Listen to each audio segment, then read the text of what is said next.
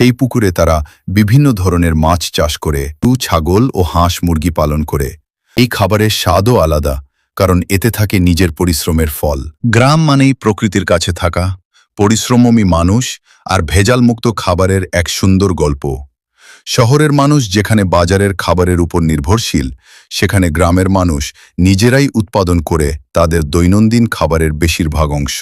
তাই গ্রামীণ জীবনের সাথে কৃষি এবং খাবারের সম্পর্ক খুবই গভীর। গ্রামের প্রত্যেকটা মানুষই চায় ভেজালমুক্ত ও প্রাকৃতিক খাবার খেতে।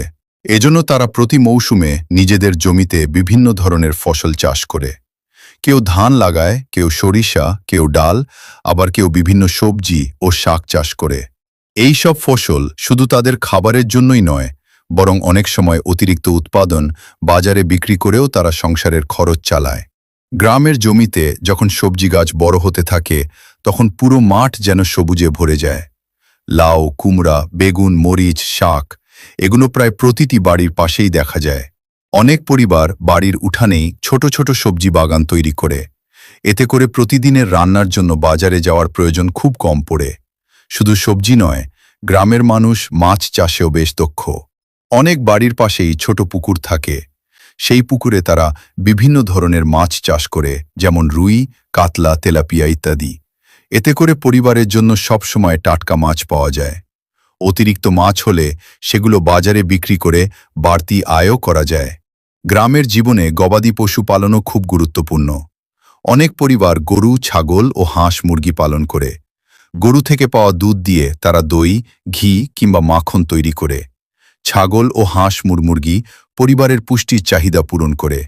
এই সব কিছুই গ্রামের মানুষের নিজের হাতে তৈরি ও উৎপাদিত। এখানে একটি সুন্দর বিষয় হল, গ্রামের মানুষ বাজারের উপর খুব বেশি নির্ভরশীল নয়। তারা নিজেদের জমিতে উৎপাদিত ফসলই বেশি ব্যবহার করে।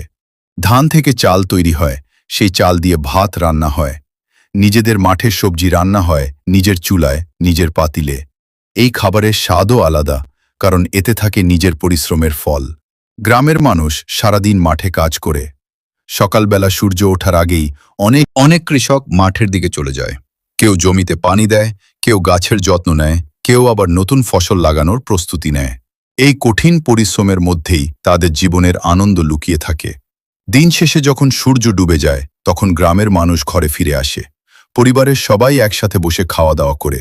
সারাদিনের পরিশ্রমের পর এই সময়টা তাদের কাছে সবচেয়ে শান্তির সময়। এরপর তারা গভীর আরামের ঘুম দেয়, কারণ পরের দিন আবার নতুন করে কাজ শুরু করতে হবে। এইভাবেই গ্রামের জীবন চলে, পরিশ্রম, প্রকৃতি আর ভেজালমুক্ত খাবারের সাথে। গ্রাম শুধু কৃষকের জীবন নয়, বরং পুরো দেশের খাদ্যের বড় উৎস। গ্রামের মাঠে উৎপাদিত ধান, সবজি, মাছ ও দুধ শহরের মানুষের জীবনেও গুরুত্বপূর্ণ ভূমিকা রাখে। তাই বলা যায়, গ্রামের কৃষি শুধু গ্রামের মানুষের জীবনই নয়, পুরো দেশের খাদ্য নিরাপত্তার ভিত্তি।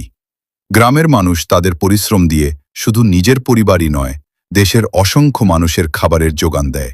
এই পরিশ্রমী মানুষগুলোর কারণেই আমরা প্রতিদিন আমাদের খাবার টেবিলে ভাত, সবজি আর মাছ দেখতে পাই। গ্রামের এই সহজ সরল জীবন, প্রাকৃতিক খাবার আর পরিশ্রমী মানুষের গল্প সত্যিই আমাদের জন্য এক বড় শিক্ষা। নিজের হাতে উৎপাদিত খাবারের মূল্য সবচেয়ে